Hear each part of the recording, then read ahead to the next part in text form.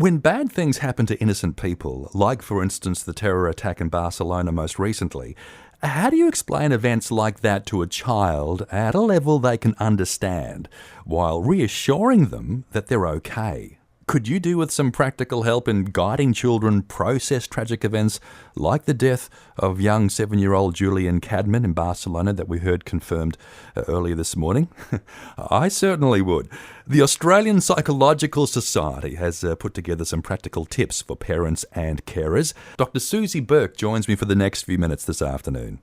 Good afternoon, Arthur. The tragedy is terror incidents and other acts of violence that receive global attention through the media seem to be increasing. So when our children are asking those questions, we need to be able to affirm them like never before, right? Yes, that's right. But what you've just asked is when they ask us these questions, I think often parents are wondering, though, should I be bringing this up to my child? Will my child have heard about this?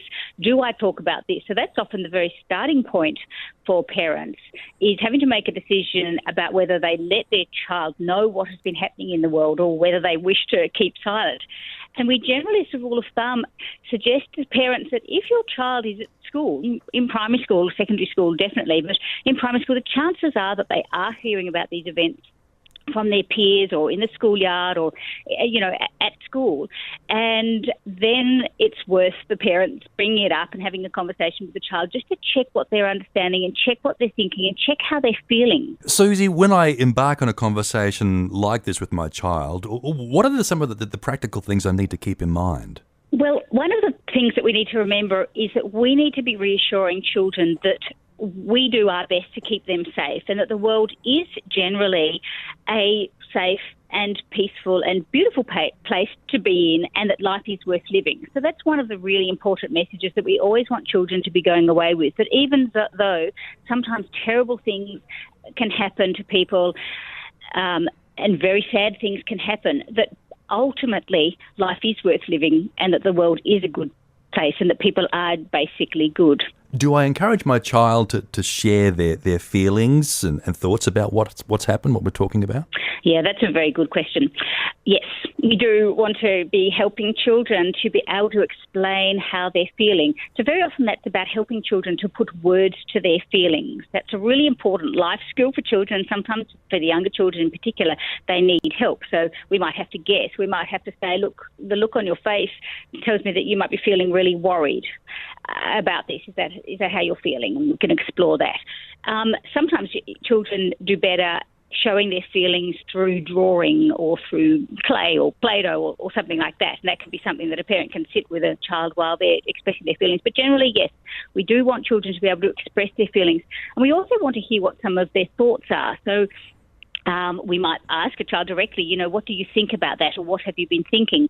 Then we get a chance to be able to clarify any misperceptions. So sometimes, particularly with younger children, if the telly's been on or the radio's been on and these events have been replaying, children might be confused about where it's happening, how close to home it's happening, whether this is multiple events that are happening. They don't understand like we do that, these events happened last Thursday and Friday and they're finished.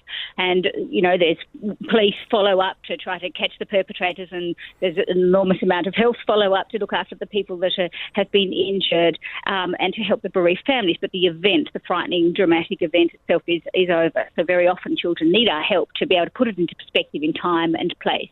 Brisbane's 96.5, and I'm chatting with Dr. Susie Burke. She's a senior psychologist with the Australian Psychological Society, giving me some guidance when it comes to how best to answer my child when he or she is upset or distressed about tragic events in the world, so often heard through the media these days. And most recently, the tragic young death of 7-year-old Julian Cadman in Barcelona that we heard confirmed earlier this morning, which has really affected a lot of people, an outpouring of emotion. Now, Susie, we know how children can so closely observe adults, our reactions, our words, our reactions. So we obviously need to monitor our own responses, don't we? Yes, that's right. We are very good models, and our children are learning how to respond to things. That's both a plus and a minus. So one thing that we often remind parents to do is to be mindful of the presence of children when they're talking about things, adult things. And that might also be being mindful of children when you've got the telly on or when you've got the radio on, and switching it off if you've got young children, so they're not being overexposed to these, repeated stories of things that are happening.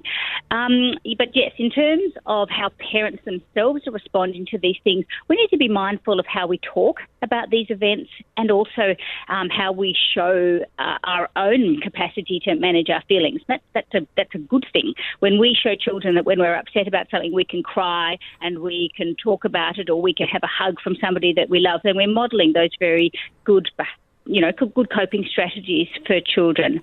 Talking about incidents like these, how important it is to also highlight the good that's being done, like the people who are helping those who are suffering, and the heroes that we get to hear about who've helped others in these really tragic situations. Yes, that is a great idea, to get parents to help to point out to children the rescuers and the helpers and the carers and the good that comes out of these events.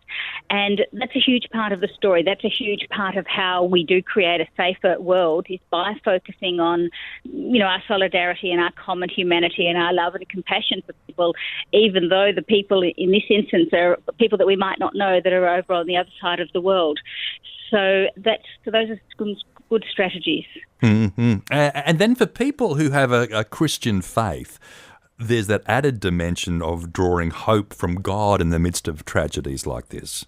Yes, I think for anybody, regardless of whether they've got a particular religious belief or just a faith in humanity, can draw comfort from our common humanity and our care and love for people. Very often when something distressing or awful has happened to somebody that's remote to us, and we feel upset and we wonder, what can I do with these dreadful feelings? One of the things that families can do is find ways of being able to increase their care and concern and compassion for the people that are immediately around them. And particularly when an event has been perpetrated in the name of, an extreme form of a much broader religion, it can be really helpful for parents to help children to understand that the people that perpetrate these violence are a minority, a big minority of people who hold very extreme views and who believe that hate and violence are solutions to problems. And those are not views that are shared by the vast majority of people of the Muslim faith and of other faiths. And that we are far more successful in the world when we reach out and embrace people who have different views and be interested in them rather than be fearful of them. And that we can do that in our immediate world. We can do that in our school by being interested in people from different cultures and different faiths and people who are different to us. Not be afraid of them, and extend our compassion and our interest and concern in them as us as other fellow human beings.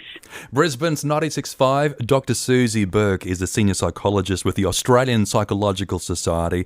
And Susie, really enjoyed our conversation the last couple of minutes. Some really practical insights and guidance moving forward when we get to hear about these tragedies that are happening all too frequently in our world today, and how best to encourage our children when they hear about things. Thank you again for your time. Thank you very much, Arthur.